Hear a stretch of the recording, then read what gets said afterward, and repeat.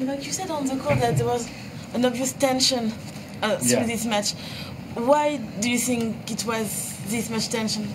Well, I mean, playing on the center stage against Joe, who I consider, you know, one of the greatest rivals that I had throughout my life, my career. First Grand Slam final I had played against him. You know, we played many thrilling matches and Olympic Games all over the world, every possible surface. And as I said on the court, you know, because of his injuries, he dropped his ranking, but the ranking is definitely not showing the right picture of his quality. And you know, I'm glad to see him playing. I hope that he can get back where he deserves. You know, at the top of the tennis game, men's game. So, yeah, I mean, knowing the history of what I had with him, I guess that's what brought even more, I guess, weight on this encounter tonight. So I did feel a bit more nervy than I usually do, and but that made me focus even more, I guess.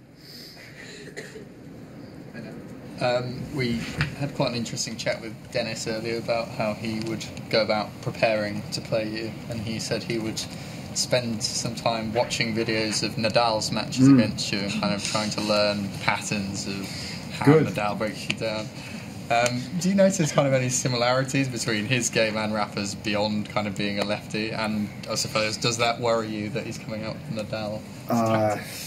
Everyone has access to YouTube, so it doesn't worry me at all. Actually, I'm glad to hear that he's doing his homework and research. It's important for a young player, and he's impressive, not just as a talented tennis player, but also how he goes about, you know, his professionalism, his commitments, and how he deals with pressure and how confident he is on the court. It's quite impressive. I've been following him obviously for the last couple of years because he's one of the you know, next gen stars and promising young players. Yeah, he's very pumped. He brings a lot of energy to the court, which is great to see. So I expect a really interesting encounter. He will not have anything really to lose, and so I'm sure he's gonna come out really pumped. On the other hand, in terms of his preparation, yeah, I guess he knows what he's doing. Nadal and him, yes, I mean, the only thing they're sharing, I think, is the left hand. I don't think they share, you know, many similarities in their game. I think it's quite different. Novak, we just had the latest start of a match at the Australian Open. I don't know if you know, but Konta and Muguruza started their match at 12:30. After midnight. So I'm just wondering, is this the next step in terms of addressing this kind of thing? Do you think it should happen at a slam with the stakes so high? Do you think it's unavoidable? Well, I don't know what Konta and Muguruza, you know, what was the process of decision making. I guess I would assume if the rules are the same, both for men's and women's tennis, that they could have said that if it's after post midnight, that they could have postponed it for tomorrow. I mean, I would assume that that's the case, but I guess they both wanted to play after waiting for a long time. I mean, it is what it is. You know, it happened many times, and the men's part and women's as well, that you go after midnight because, you know, you get to this kind of particular situation where, you know, you wait for hours and hours and hours, and then you know, are about to make the decision whether you want to go out on the court or not. Of course, you're tired and everything from, you know, waiting for the entire day, but at the same time, you just want to get it over with, you know, and just play the match. So I understand why they probably decided to go out and play.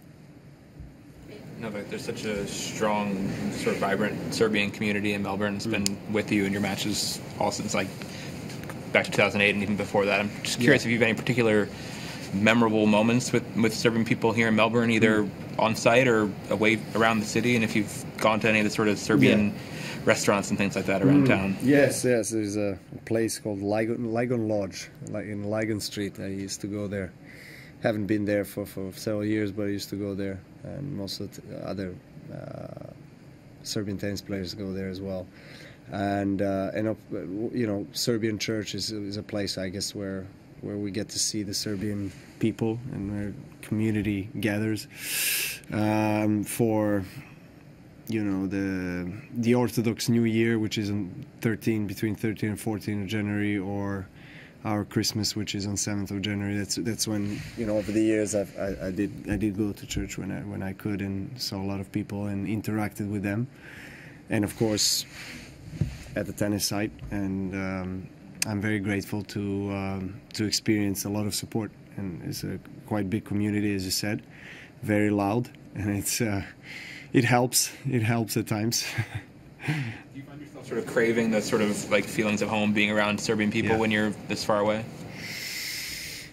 I mean, I'm really glad to meet, you know, people from my country. Absolutely, you know, anywhere I go, I, you know, try to embrace the fact that there might be a community, you know, regardless of how big or small, and I try to meet with some people and exchange, you know, words or whatever it is, or invite them to come and watch me play, or whatever that is. You know, it's nice. It's just, you know, I guess nurtures the culture and tradition, and me as one of the athletes from our country that is, you know, internationally successful, I feel there is also a responsibility, you know, to represent the country in the right way. And, you know, for a lot of those people, especially who live here, they have not, you know, seen or been to Serbia for a long time. So for them, it's quite a treat to have, you know, me playing here and other tennis players from Serbia or other sports events, and it's quite far away from home. Take one final question. Novak, you were asked on court about your journey for the last 12 months, like from where you were last year to where you are here. Yes. Just talk us a little bit through that journey. Like, what's been the biggest, you know, the biggest thing for you to get to where you are now? Well, I think you probably one of the biggest lessons I had to, I guess, learn is patience, and really trusting life and trusting the process, that things will come. That things will, you know, I guess, get to a point where I want to be, or what I would like to achieve, or how I want to play. I just needed to trust the process, be patient, and I was impatient, to be honest, especially after surgery, and I was rushing, you know, way too early to get back into competitive tennis. I was able to play a month or 5 weeks after my surgery, which was quite fast considering, and to be honest, probably everyone around me was against me playing in Indian Wells in Miami, but I was insisting. And if I can turn back time, would I change it? No, I wouldn't, because I don't regret anything. I really believe that has also kind of shaped and formed my months after that, where I just had to learn the lesson, you know, the hard way, I guess. But then there was an amazing, I guess, switch and turning point around grass court season time, beginning of grass court. Probably those mountains in France where I went to climb and visit with my wife. You know, 4 or 5 days we had an amazing quality time together, hiking, contemplating on our lives and everything. And well, after that it was all, you know, straightforward, kind of upwards trajectory, you know, in terms of my tennis. So I'm if I have to pick one, you know, one period, that would be the one. Thank you. Thank you.